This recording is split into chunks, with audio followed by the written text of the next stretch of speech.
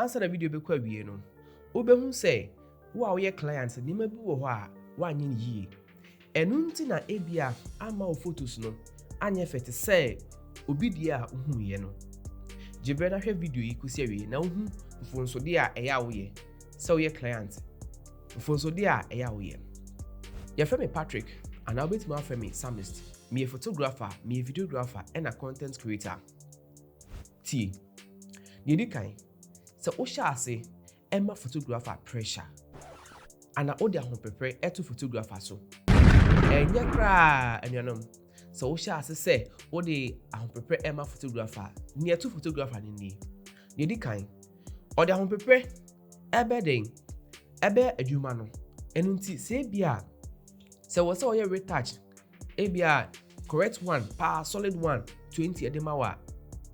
on bre wo se wonya no de ye no wonya sa bre no nti retouch no enye fe or the brush be fa so biela sa se open intem nti se ofa oye intem so de edema enu nti ka won se ahon prepare na o de ato no so no ne brushing enko yie ne selection so ebia enko yie ne color grading so ebia enko yie nti hun se ahon prepare a wo de to photographer and videographer no so no emboa emali nya bre eden edit pictures into no satisfaction ka hun se oye wo work ni ya ene na ode kwa bonten na ode ko pa adwuma because se de hu obi de se ye fe na aye ono na ye no sa na wo se so de na ye fe something equivalent and I say ene ne ye pe na emboa na ono so na adwuma de enko so nti client ana obi obe fa meduma ka hu se wo fa meduma wie na me twa mfoni video wie a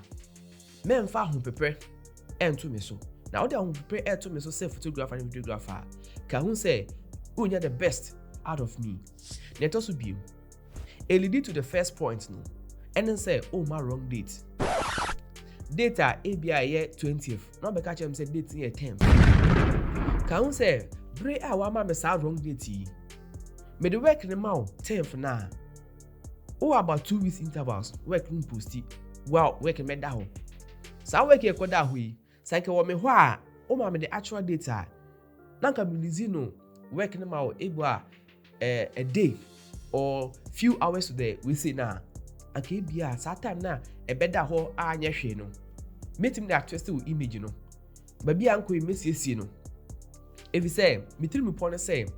memma wo mfoni a ehoten mfoni a kama videos kama what I say inti anka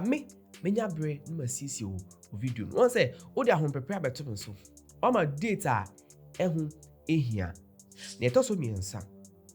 eye ade eye ya pa and say clients ebeka asemi ya kire say okwan ya ofa so ebo a oji sika ni na afi no nti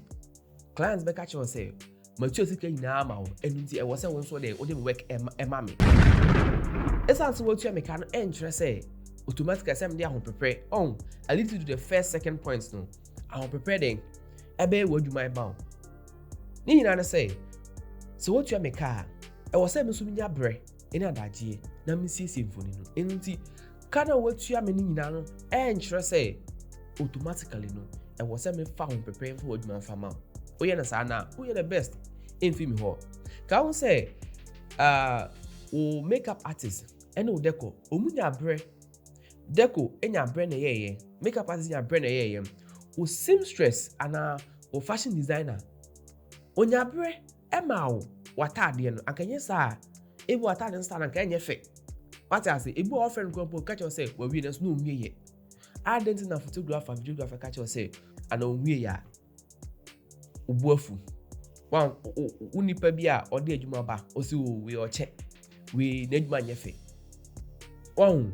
mfonso de bia wo ye yenti am obi adwuma den abono nti misrew me de na video yi ACSA se video ye ofe a misrew subscribe to my YouTube channel no Psalmist GH channel on YouTube Facebook wait me follow me Patrick Ado and Psalmist Studio and Psalmist TV ina o search me a obenyame mesro like me video yi na comment na mesro book me ene mame na me mame reta afram ase ene me shoe fefefe bi a uhu wo ha sei no ewe shoe no we shoe we ayo no na me to free ni chen ne boy for pa nti se open shoes a kama de odekọ adwuma obeware de mpaboa slippers ni niema boy for pa nti misro DM link no ana number no na friend no na ni eni dwa better say so onya bre enya daje no have video ya me sure next video no meto aso achem for so dey bia wo clients no oh yeah no e better the next episode no so I mean inshallah bye.